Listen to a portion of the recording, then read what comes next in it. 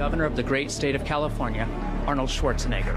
The man they call the Governator, California's Arnold Schwarzenegger, is waging war. We are moving in every direction in order to bring down our greenhouse gas emissions. The enemy is global warming, and he wants the rest of the country to follow where he is leading. California, even though a little tiny spot on the globe, barely can find it, but the power of influence that we have over the rest of the world is an equivalent of a whole continent. He plans to slash California's carbon dioxide emissions in a move that could affect people's jobs, homes, even the cars they drive. He promises no one will suffer, but some think he is leading the state towards disaster. If there were a mandate to cut energy radically in one particular state, that state would see its economy implode. The plan is bold, laying out a whole new energy landscape with thousands of new wind turbines, solar panels, and green industries. It even takes on cars in a place where the car is king. Could California serve as a model for national energy policy, or are the risks too great? There's no question that California is rolling the dice with its energy policies. It is a risk, but the bigger risk, I would say, is the risk of inaction in the face of climate change. The big energy gamble, up next on Nova.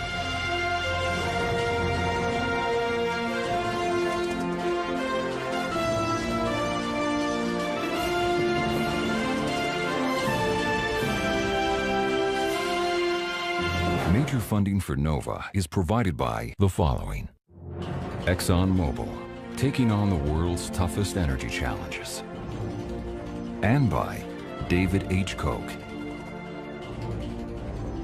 And discovering new knowledge. HHMI. additional funding for this program is provided by the Delacour Family Foundation. Major funding for NOVA is also provided by the Corporation for Public Broadcasting and by PBS viewers like you. Thank you.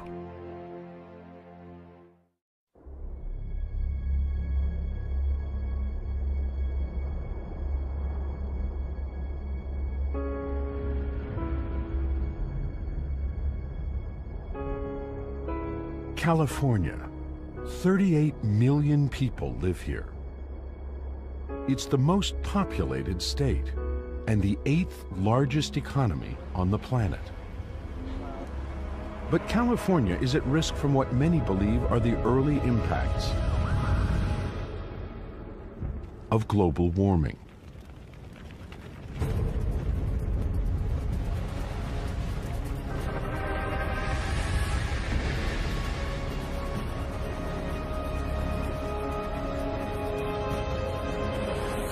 For the last 10 years, California has been parched by drought and seared by forest fires. Freak weather has destroyed homes and ruined lives. There was flames 100 foot high blowing across the road both directions. I told you to get out! You need to get out now! And while no one can say for sure global warming is the cause, just a lot of mud came down the street. A wall of mud. Climate experts predict the future may hold even more of these extreme weather events because of an increase in greenhouse gases, especially CO2, emitted when we burn fossil fuels like coal for electricity and gasoline for cars. It's an odorless, colorless gas that traps heat in the Earth's atmosphere. Most scientists say that this extra heat will alter the planet's climate. CO2 is accumulating in the atmosphere faster than we thought it possible, and we're now exceeding the worst-case scenarios, both on the effects of CO2 and climate change and global warming, but also on the rate at which we're going to get there. And the predicted effects of climate change seem especially dire in California. A 50% increase in the frequency of drought-induced forest fires, a sharp rise in heat waves and related deaths, millions of acres of coastal land threatened by rising seas, and a steep decline of the Sierra snowpack, the major source of water for California's cities and farms. But California has something no other state does.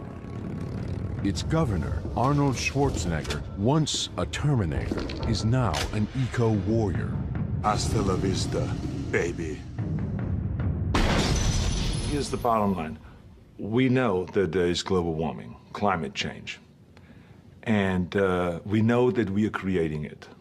I mean, the most respected scientists have made that clear, but thousands of scientists have made that clear.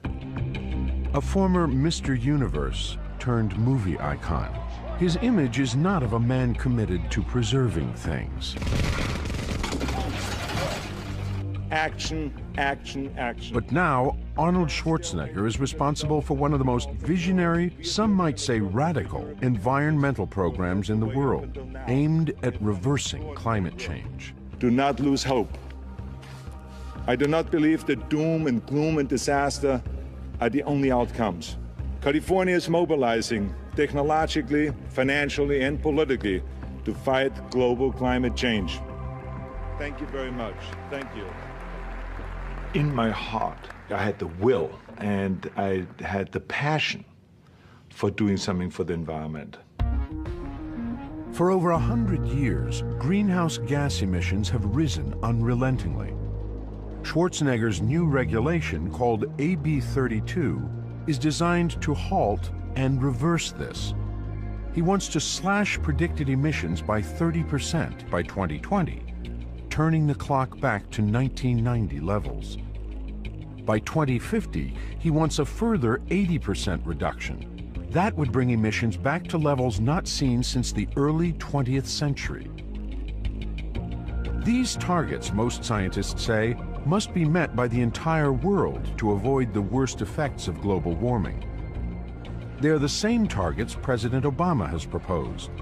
The governor's profound hope is that he is pioneering a plan that the rest of the country, in fact, the whole world, can follow. I know that we should not just look at it as this little place and that only the things that we can contribute, but what power we have to push the country, the United States, and the whole world forward. Schwarzenegger's AB 32 could affect nearly every aspect of people's lives. At least 15% of his planned emissions cuts are slated to come from efficiencies in homes and commercial buildings. Another 15% will come from changes to how power is generated. And 33%, 1/3, will come from cutting car emissions. The remainder will come from measures like CO2 caps on big industry and planting new forests to absorb carbon dioxide. Schwarzenegger has placed himself and California right in the middle of a debate that is raging across the globe. Can global warming be reversed without harming the economy? The governor promises it can. Trust me. I told the people when I ran for governor, I said, we're going to protect the economy and the environment simultaneously.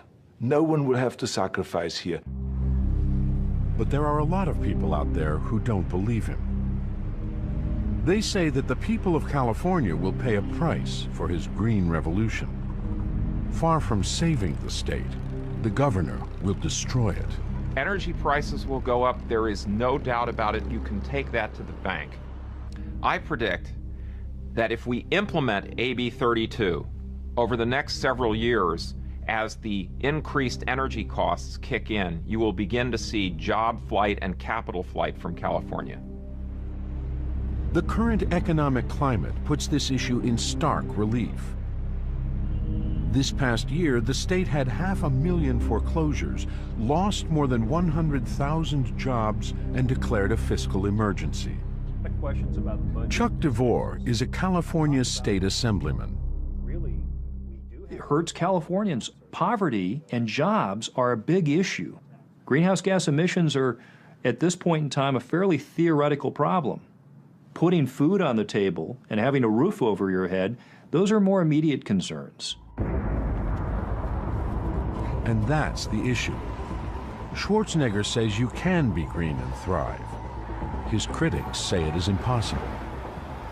As a new administration in Washington maps out a national energy policy, all eyes are set squarely on California. So just how big a gamble is it taking? The governor starts with one massive advantage: the people of California themselves. People like Ed Begley, Jr. I'm going to go to the grocery store on my hybrid electric bike. I can pedal, or I can just use the throttle here. Ed Begley is the ideal of the modern Californian. Energy conscious, environmentally aware, and like the governor, a movie star. When I first tried solar electric photovoltaics in 1990, I put about 1,000 watts on my roof, and it worked very well. So I decided to try some more. I put another 1,000 watts, and then I put another 1,000 watts. But often when the sun is not shining, the wind is blowing. You get a good amount of power in a wind turbine like this. It's a perfect marriage with solar power, clean wind energy. His example has inspired his slightly competitive neighbor to embark on a similar path. Bill Nye, well known as the science guy, spends his free time greening his Studio City home in every way he can. Now, this is a hybrid car. I mean, I get over 45 miles to the gallon. It's a great car. But Begley, he's got electric vehicles, all electric, zero emission. And he powers them up with his solar panels. Coming after you, Begley. Coming after you. This is my rain barrel. This is my solar hot water tank. This is the north side of my solar panel system. I got 4 kilowatts. Ed's got 6. It's a whole new way of keeping up with the Joneses. Now, Begley's got a wind turbine. I don't have one. You know why? Well, it's on order. Every house, even Begley and Nye's, has to use some energy. Remember, the governor's aim is to make at least 15% of his emissions cuts by improving energy efficiency in private homes and commercial buildings. You want a refrigerator with the highest Energy Star rating, the same with your microwave, the same with your stove. The theory is, the more efficient your house, the less power you'll need. And that means less carbon dioxide in the atmosphere. One of the biggest bang for your buck items you can have is compact fluorescent lighting. Bill Nye, I don't think, has dimmable compact fluorescence. I'll check on that, but I think I'm ahead of him yet again in this key area. Dimmable, dimmable. Sorry, Bill. This friendly competition isn't just socially responsible. It's money in their pockets. I did it to save the Earth. I did it because of the first Earth Day. I did it for a number of reasons. I quickly learned the first year I was saving money doing this cheap and easy stuff. Begley and Nye are not just exceptions. California is the most energy-efficient state in the entire USA. In fact, over the last 35 years, as per capita electricity use in the country has soared 50%, California has remained flat. The question is, how much farther can it go? Because one thing becomes clear when you see what Begley and Nye have done. It's $3,000. It costs a lot of money. I just do everything I can that I can afford, and that's what I do. But to hit the governor's 2020 targets for emissions reductions, most people will not have to go to these extremes. Sealing leaks in ducts and windows, adding insulation, and changing light bulbs would be enough. The California Energy Commission says the total cost to a typical household could be as little as $1,500. Some 70% of the efficiency target will be achieved in commercial properties. In the past, efficiency has been a safe investment with a guaranteed payback. Over the last 35 years, efficiency improvements have saved Californians over $50 billion. But what about the people who can't even afford the minimum improvements? People like many in the community of Richmond, California.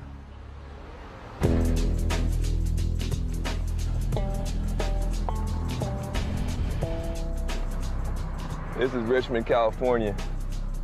You've got extremely low-income people. You've got, crime, violence, a lot of economic desperation, and you can't be in a neighborhood like this talking about let's save the polar bears. They're not going to feel you. Van Jones is an environmental activist. Today, he's in Richmond, a low-income area between San Francisco and Sacramento, and he sees one basic problem. The people and businesses here just don't have the money to buy energy-saving materials. You got businesses like this one. I guarantee you, they've got old refrigeration that's using way too much energy. I guarantee you, those windows are leaking a lot of energy. They're probably 30 or 40% improvements you can do just right here. You do that in all of these little small businesses, you can make a big difference, but they can't afford it. Willie Mae Payne knows just what he means. She has every incentive to save energy. Those leaky window frames cost her too much in lost heat. My energy bills are high. They run approximately $250 or more per month, especially during the winter months. But she is caught in a classic poverty trap. She needs to save money to upgrade her windows. But until she upgrades her windows, she can't save any money. People like me, living in older homes, in neighborhoods like this, would love to do better for themselves. I can speak for myself personally. I would absolutely today change my windows and do anything necessary to make it better here. However, I am not financially able, and neither are many of my neighbors. And this is where the governor's hopes for making savings in the residential sector may prove difficult. There are 12 million low-income people in the state of California. Without bringing them along, Jones warns that the whole plan will run into trouble. There's no way to beat global warming without weatherizing millions and millions of buildings. California will fail if it leaves out the majority of the state. And the majority of people in this state are people of color, low-income people, working people, who right now don't feel a part of this. They feel like it's just an eco-elite agenda for maybe the Hollywood crowd. Most communities like Richmond are not even involved. For now. But over the next 12 years, the governor plans to subsidize efficiency improvements for almost every low-income household in California at a cost of some $4 billion.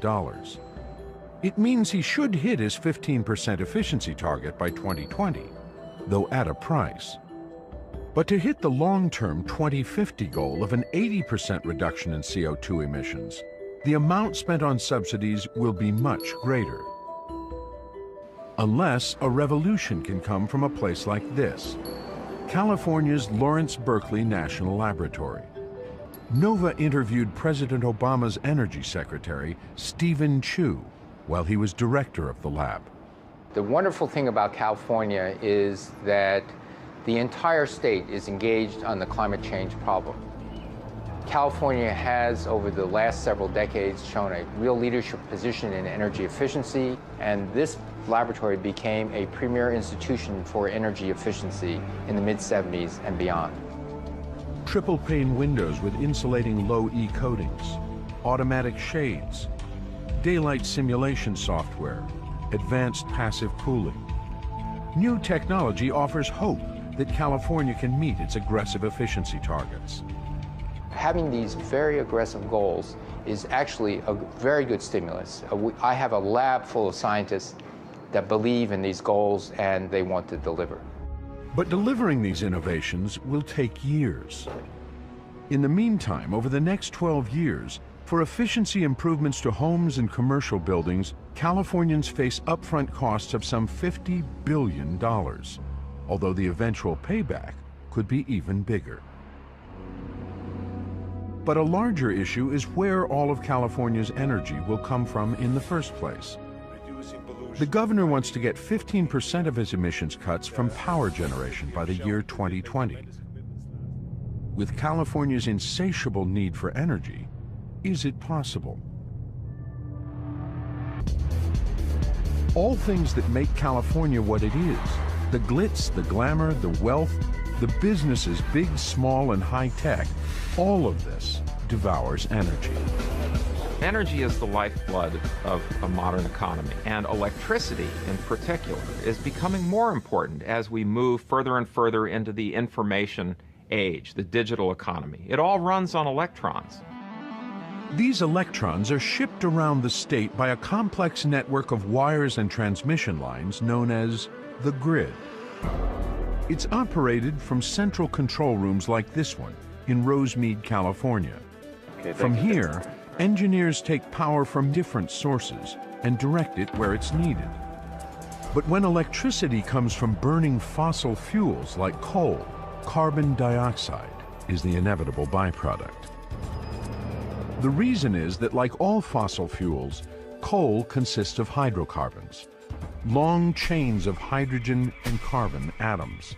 When burned, the carbon separates from the hydrogen and combines with oxygen to form carbon dioxide.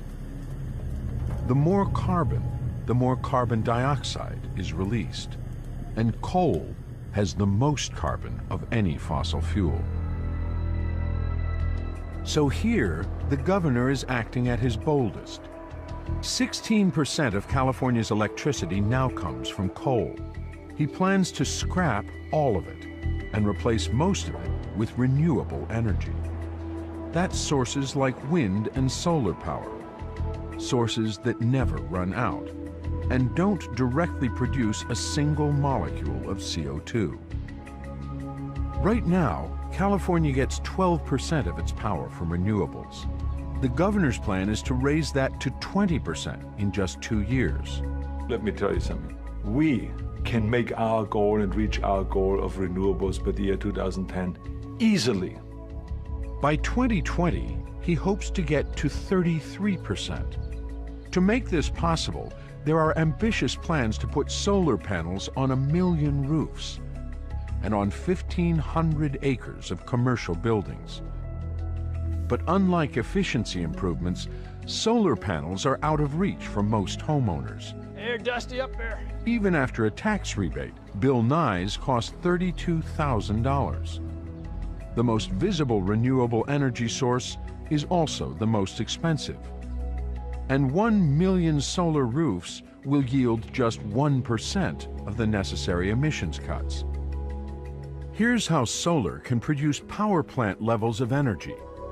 Called solar thermal, huge tracts of mirrors focus the sun's rays on tubes of moving oil to make steam. But for solar to be a real player, dozens of plants like this will have to be built in California. So far, the state has only one in operation.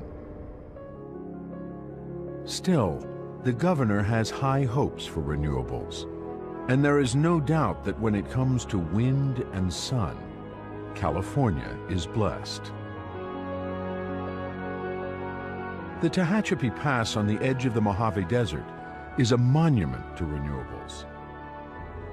There are over 3,000 wind turbines here, and plans for solar thermal plants are underway. Places like this are just exceptional resources. There's solar power, there's wind power, there's the ability in the space to invest in big projects. What's really remarkable is that these types of places we thought of as high deserts, but in fact they're a remarkable place and an opportunity to start a clean energy revolution. Wind turbines work by rotating a shaft just behind large blades. The main shaft turns a gearbox, which ratchets up the speed for a generator to produce electricity. The basic rule is, the longer the blade, the more power produced. So, much hope is being invested in a new supersized generation of turbines. The technologies have evolved dramatically. The wind turbines being installed now are much larger, much lower cost, higher reliability. What's going on now is a huge rebirth in the industry. In some of the areas, like here, this has become a least cost way to produce power. In the Tehachapi, Oak Creek Energy has installed the first of 1,500 new turbines that could replace the capacity of 9 coal power plants, if certain problems can be solved. The Tehachapi Pass is 80 miles from LA. Long transmission lines are needed to link it to the city, and a lot of people are opposed to them. Then you have environmentalists that say, we would love you to build plants in the Mojave Desert, but the only thing is when it comes to building the transmission lines to get it on the grid, no. It's this crazy stuff that you have environmental regulations holding up environmental progress. And that's what we are suffering under right now. It took 6 years to get permission to link these new turbines to LA, and the lines aren't even up yet. At this rate of progress, it would be very difficult for the governor to hit his target for renewables, 33% by 2020. But that is not the only problem. Coal can be burnt to release energy when you need it. But what do you do if the sun doesn't shine and the wind doesn't blow? Renewables aren't the easy, we're just going to do it solution. There are issues. One of the big issues is that for solar and wind in particular, they are intermittent. They're on some of the time, off other times, and it's not consistent. You cannot always predict it. But grid managers have to predict it. They need power on demand, and when they can't get it, it raises one alarming specter.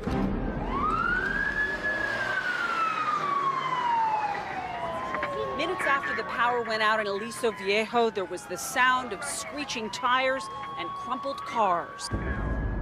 With an aging grid and a shortage of reserve power, blackouts have plagued California for years. We're talking 10, 20, 30 miles from downtown Los Angeles, possibly, with people without power. We cannot get on our computer, we cannot process prescriptions, we cannot call doctors for refills. To eliminate the risk of blackouts as renewable energy increases beyond 20%, it will be necessary to come up with a cost-effective technology to store power. With renewables, we don't know how to store the energy. If we want to get 20, 30% of our electricity generation from variable sources like wind or solar energy, we need to solve the energy storage problem. There is a backup plan. Build new natural gas plants. 45% of the state's electricity comes from natural gas, but natural gas still emits CO2, about half as much as coal. If the state were to build more of these plants, it would be stuck with these emissions for decades, as well as compromise the further development of renewables. So the governor has another possibility in mind. I want people to look at nuclear power. There's ways of going where we can revisit it. I'm not saying build it, because I'm not running the state by myself. What I'm saying is let us all discuss it. To its advocates, nuclear power is the perfect alternative. Nuclear power produces the most amount of electricity for the smallest amount of global greenhouse gas emissions of any form of energy. And it's the only thing that's scalable and large enough that you can power modern society on. The nuclear fuel rods sit in water. A fission reaction heats it up. This produces steam, and the steam turns turbines that generate electricity, all without emitting any carbon dioxide. California now has 4 reactors producing 15% of its power, but there's an obstacle to building any more. California and nuclear power have a very complicated relationship, starting with the fact that it's just plain illegal to build nuclear here. So even if you wanted to build nuclear, you're going to have to change the law. Fears of radioactivity go deep in California, so for the time being, there's a ban on building new reactors in this state, at least until the federal government approves a permanent storage site for nuclear waste. The biggest challenge with AB 32 is that it's physically impossible unless you lift the state's obsolete 32-year ban on the construction of modern, safe, and efficient nuclear power plants. You just can't do it without that. Chuck DeVore is working in the California legislature to overturn this ban. And others feel nuclear, while expensive, could provide a crucial bridge of reliable power while the technological problems of renewables are figured out. I have to say, I'd rather see renewed investment in nuclear power plant generation of electricity in this century than to build more coal plants. There's no question in my mind that's the lesser of the two evils. But whatever the solution, whatever the mix of nuclear, natural gas, and renewables California winds up with, one thing is virtually certain. Electricity will cost more than it does now. The concern about rising prices is a legitimate one, but to me that's no crisis. We may well need to enter a world of rising apparent energy prices. The state's Public Utilities Commission estimates the shift to renewables over the next 12 years could mean as much as $60 billion in additional costs. But could such a cloud over the economy have a silver lining? When people say that the price of energy would go up, is that possible? Yes, absolutely possible, probable. However, the cost of electricity has stimulated a lot of innovation, and the United States should realize this as a business opportunity. We have incredible intellectual capital in the United States. Why don't we say, we can go find the solutions, and not only that, we can export it to the rest of the world. That's exactly what the governor envisions. Energy technology as a whole new industry, employing huge numbers of people. And it's already starting to happen in California. This Silicon Valley company, NanoSolar, has attracted an investment of $500 million to make a new generation of solar panels. Its investors are betting on one thing. The sheer size of the market. Electricity is a trillion-dollar industry, where even if we capture a percentage of that, it's a huge business. Traditional solar panels are made from semiconducting silicon cells. It's a delicate and complex industrial process. NanoSolar is one of the new thin-film solar companies. They manufacture their panels not from fragile silicon wafers, but from ink. Here at NanoSolar, we start with a nanoparticle ink. It is made up of copper, indium, gallium diselenide, or SIGs for short. The liquid ink is deposited in micron-thin layers onto metal foil, then heated to convert it into a semiconductor. This is what you end up with.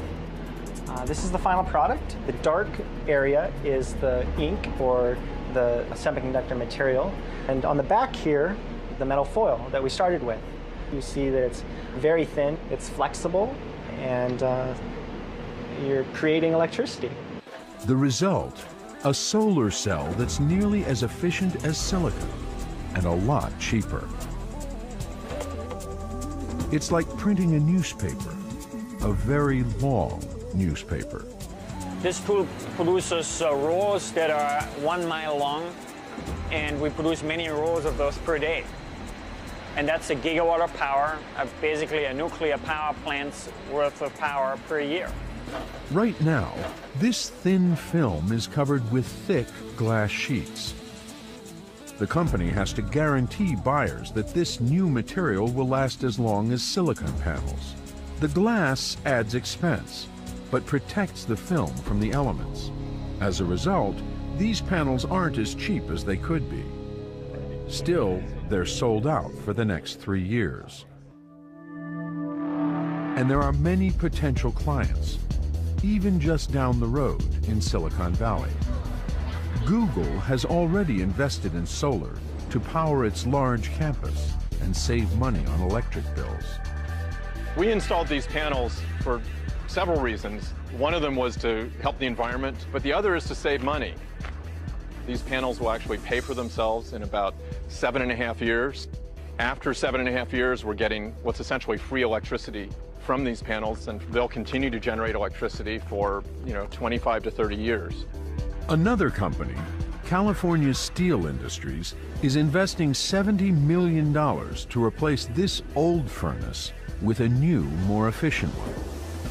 It's creating new jobs by building the furnace on site. It's all part of a philosophy that sees green technologies as good for the environment and for the economy as well. The Wall Street Journal said that we're experiencing a new gold rush in California because of technologies and companies exploding all over the state. And we are making already $10 billion on green, clean technology. And by the year 2010, we are going to make $20 billion. And yes, that's where the action is.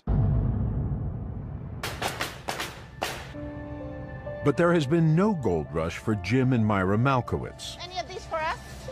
No, these are all hotel. Oh, yeah. Their family has been in the mattress business for decades, but with the increasing costs of materials, times are very tough. My father's been in the business for 50 years. He's never seen it this difficult. The margins are shrinking.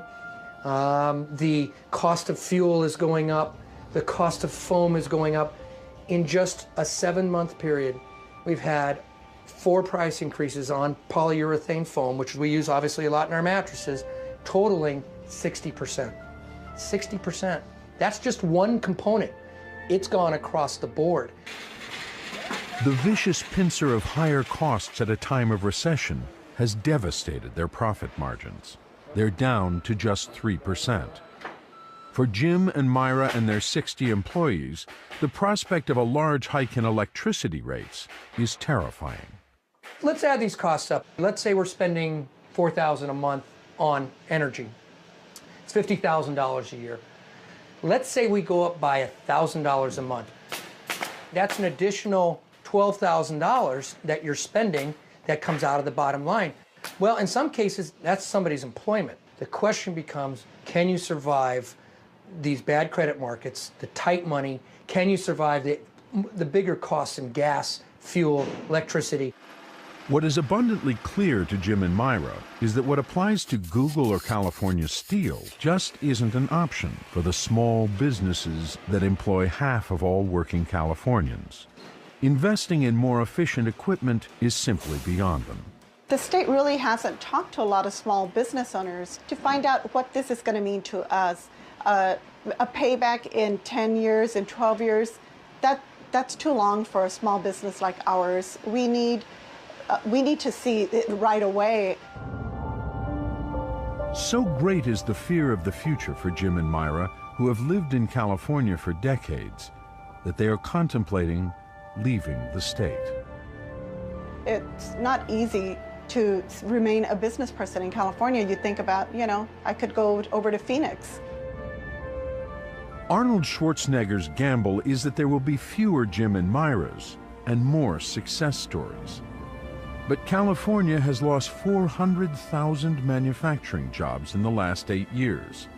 And his critics fear that a clean energy future means more of the same. Sure, there'll be some job losses, but then again, if clean technologies take off, there might be a boom in windmills or renewables. So I don't think it's a zero-sum game. Here's an example of a new opportunity for workers like Rodney Lee, who entered a training program to learn how to install solar panels. Before I entered the program, I was recently laid off. I had been out of work for about 3 months, and I felt at the time I needed to get an edge and try to rejoin the workforce. As far as I look at it, I think this is the new .com, green jobs. Now Rodney is helping train new recruits. Like, what does that start off with, your hourly wages? Starting rate for maybe a junior installer, maybe $15 up to $18. Although they may not pay as much as the old manufacturing jobs, these jobs won't be outsourced. These supersized wind turbines were built in Iowa by Clipper Wind Power, a California-based company. It's often cheaper to build big turbines here than to ship them from overseas. We have flat roofs like this from sea to shining sea. This is our Saudi Arabia right here. These are the jobs of the future. That's the genius of the green economy. It creates more opportunities than the pollution-based economy. Not less, more economic opportunity. Clearly, renewables could bring growth and jobs to California. But both the technological and financial challenges are very real. Still, everyone agrees that none of these compare to the challenges the state will face when it comes to the most ambitious of Schwarzenegger's plans. Because here, the governor is taking on the car. The state has to build and maintain 14,000 miles of highway for over 2 million California cars alone. California was built on the car. Today, there are over 24 million of them on the road.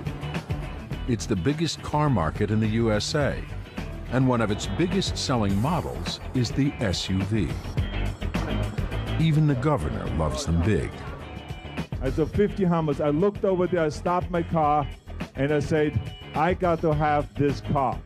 But Schwarzenegger needs to convince Californians to resist the lure of such gas guzzlers, because he plans to achieve the biggest part of his reduction, over 33% of his total target, by slashing car emissions. It won't be easy. Cars are a problem. There's not many ways you can avoid that. California is very car intensive. We have people who drive from one end of the mall to the other end. It's a real issue. California has got the biggest chunk of its greenhouse gas emissions from vehicles of any state. And private car ownership is continuing to rise. Over the years, no one has sold more of these cars than Cal Worthington. I'm trying to find a car that my wife likes. Cal is a true industry legend because he knows exactly what his customers want. How about a used SUV? You know, this is the biggest car market in the world right here in California. And of course, the obvious reason is people do have to get around, and that's the only way you can get around. The recent dramatic spikes in gas have not soured the appetite for the SUV. We find that the used SUVs are selling better than used cars right now. It's just in our heritage, wanting a big car. Regulators tend to think of automobiles as an appliance. That's not what they are to most people. To some people, they're the most important possession in their life. Cars are politically sensitive territory, so here, Schwarzenegger is talking the language of caution. We have to slowly change, because when I came over to this country 40 years ago, this state was celebrating its freeways.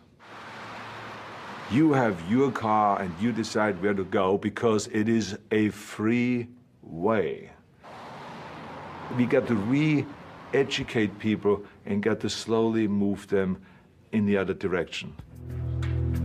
But what other direction? There's one that Californians have been hesitant to explore, but the governor is an advocate.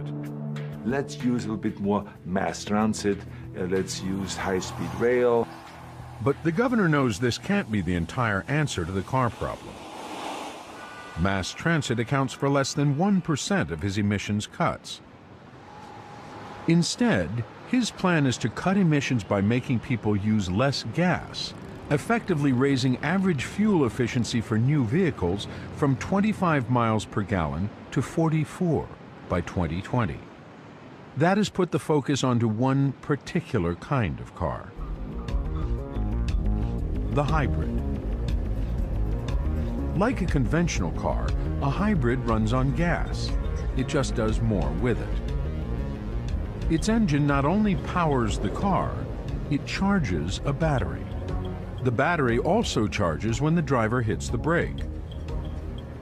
Because it recaptures energy that regular cars throw away, a hybrid gets more miles per gallon.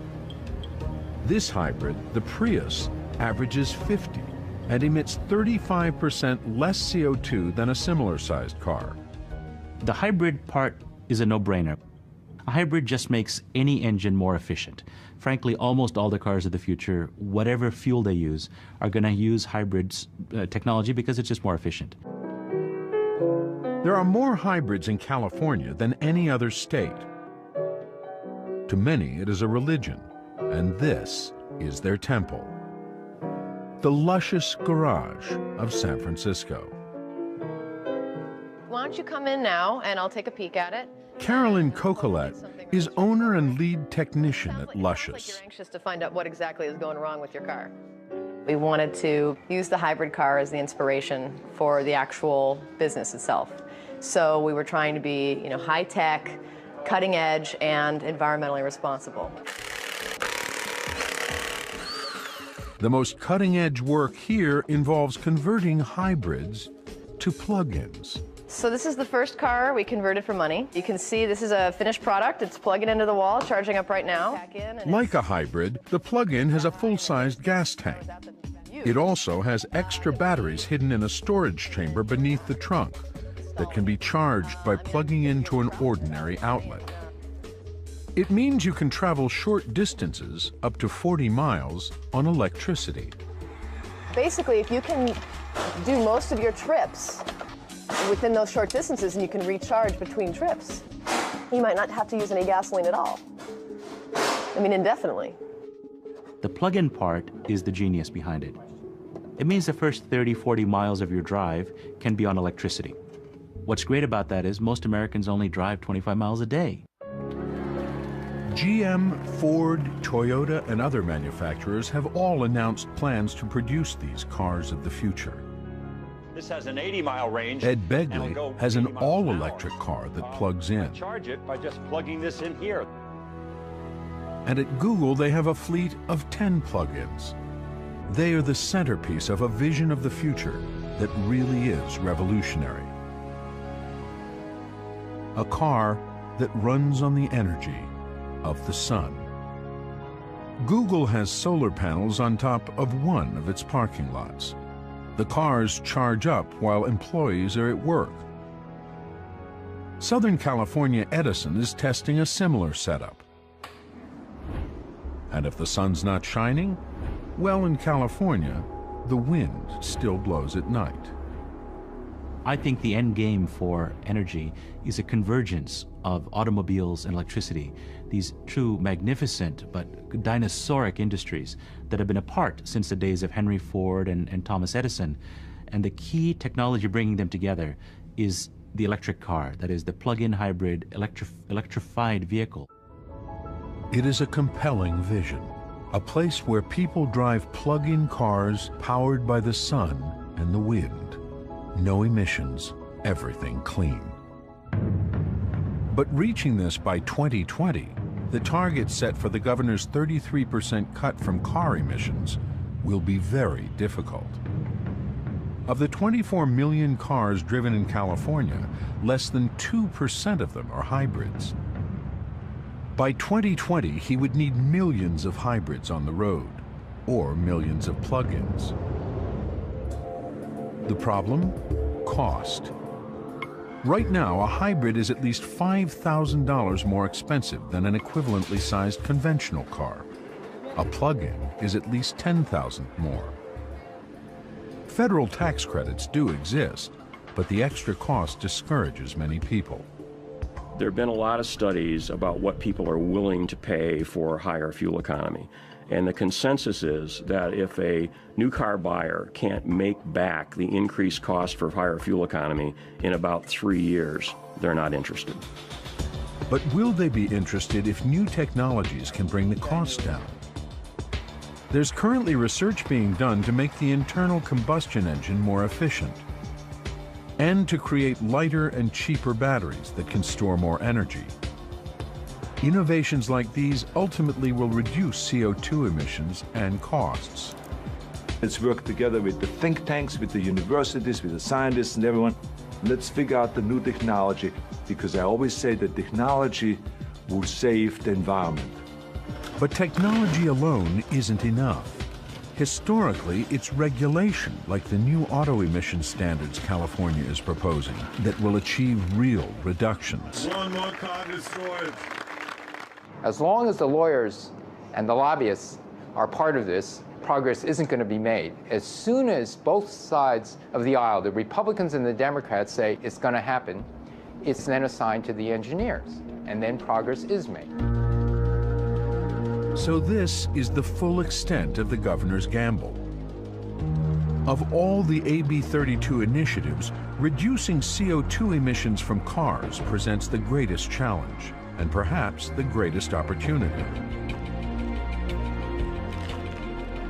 Achieving efficiencies in homes and buildings seems more attainable, but only with huge upfront costs and subsidies. California is already moving forward and investing heavily in that direction. Renewable power generation is the final challenge. Several companies have applied for permits to build solar thermal plants and wind farms. Still, solving problems like energy storage and a new transmission infrastructure will require a vast investment of scientific capital. Starting with Dr. Chu. But here, if the new Secretary of Energy's intentions are any guide to his actions, California can look to the federal government for help. Take this as a challenge. We need science to find carbon-free sources of energy.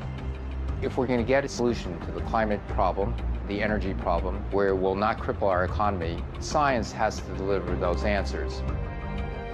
After years of being out front and alone, Schwarzenegger seems to be finding support in Washington for his vision that developing a green economy, far from being a drain, may be a path to prosperity.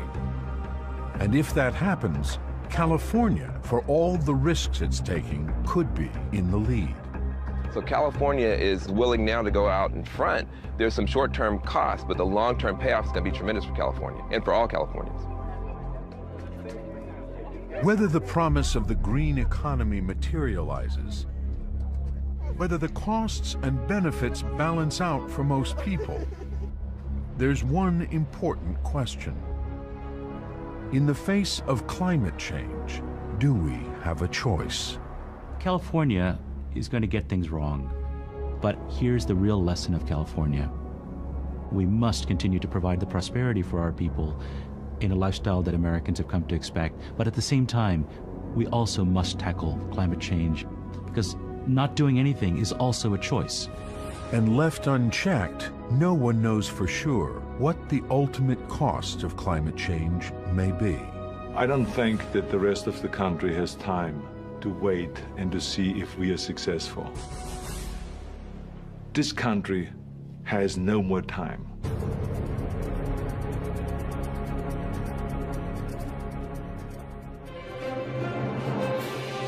On NOVA's energy website, follow one of our staff members as she tries to reduce her own energy use. Also hear more from the governor, a scientist, and a skeptic. Find it on pbs.org. Major funding for NOVA is provided by the following. ExxonMobil, taking on the world's toughest energy challenges. And by David H. Koch. And discovering new knowledge. HHMI. Additional funding for this program is provided by the Delacour Family Foundation. Major funding for NOVA is also provided by the Corporation for Public Broadcasting and by PBS viewers like you. Thank you.